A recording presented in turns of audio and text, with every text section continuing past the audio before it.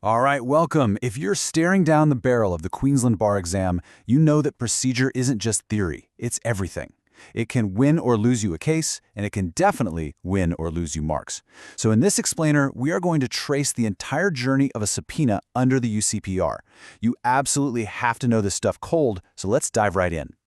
So here's our roadmap. We're going to start with the absolute basics, how to serve a subpoena right here in Queensland, and then we'll see what happens when you need to go across the border. After that, we're off to the courthouse to figure out how you get your hands on the documents and, just as important, how you stop someone else from seeing them. We'll wrap it all up with a bit of housekeeping and a really critical warning about contempt that you do not want to miss. Okay, first stop on our journey, serving a subpoena within Queensland. Now, if there's one rule to burn into your memory, it's this one. Rule 421 of the UCPR. This is your foundation, your playbook for getting this powerful court order into the right hands. So, Rule 421 gives you two ways to play it.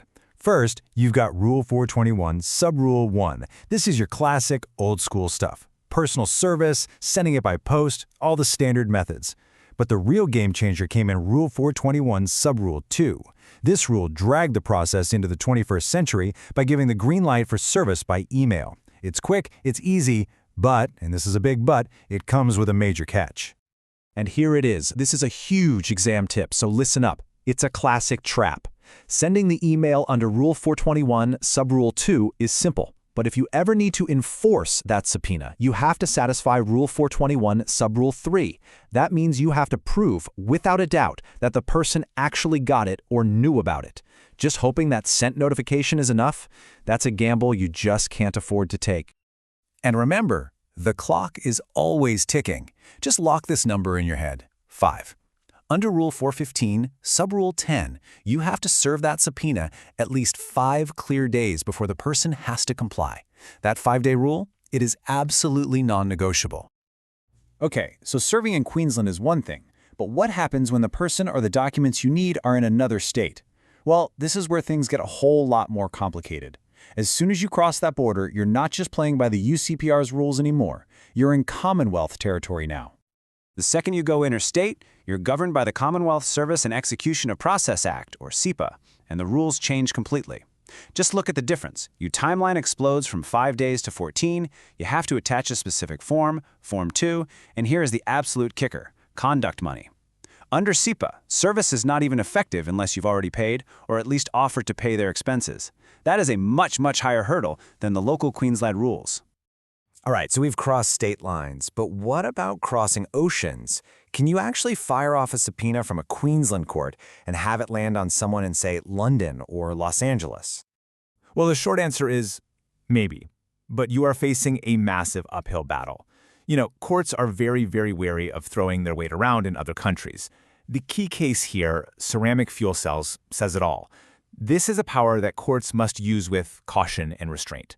A judge is going to think about international relations, the laws in that foreign country, and how desperately you really need that evidence. You can never, ever just assume it'll be approved.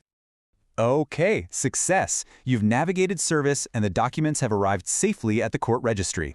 So, what's next? Well, the next step in the journey is actually getting your eyes on them, and that whole process is governed by Rule 422A. Think of Rule 422A as the default setting. It's the green light. As a party to the case, you have a right to go to the registrar and ask to see what's been produced.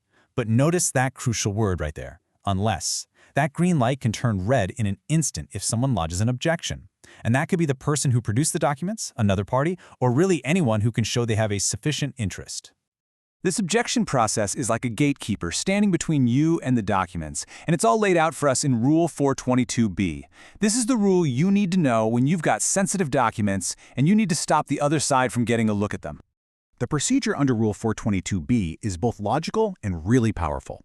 Step 1, the objector files a written notice. Step 2, the registrar tells the person who issued the subpoena.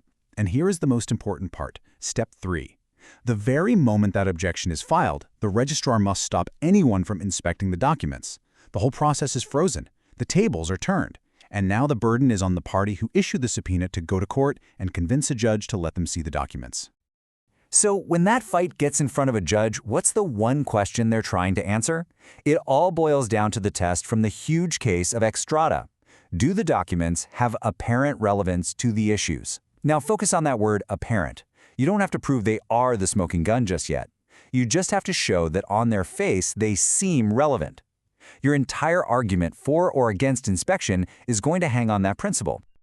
All right, we're on the home stretch. Let's wrap up with two final things. Some practical housekeeping rules for what to do with the documents, and a very serious warning about what happens when someone thinks they can just ignore a subpoena. Think of these as your day-to-day management rules. Rule 422 is basically the court's overarching power to make any direction it needs to about the documents. Rule 422C, that's the accountability rule. If a solicitor wants to take documents out of the registry, they have to give a formal, personal promise and undertaking to the court. And finally, Rule 422D is the logistical one. It tells you how to get documents that are already sitting in the custody of a court. And now for that final warning. Please never forget this. A subpoena is not a request. It is a direct command from the court. Actively trying to duck and weave to avoid being served isn't some clever strategy. It's potentially contempt of court, and the consequences for that are incredibly severe. So let's leave it with a classic bar exam problem. Imagine your opponent finds out you're about to serve a key witness, so they pull that witness aside and tell them it's a great time to take a long holiday. Now, going on holiday is perfectly legal, right? But if you apply the principles from the High Court case of Lane v. Registrar, what does that conduct really amount to? It's a perfect example of how even a perfectly lawful act, when it's done with the specific intention of interfering with the administration of justice, can cross that line straight into contempt, something to definitely keep in mind.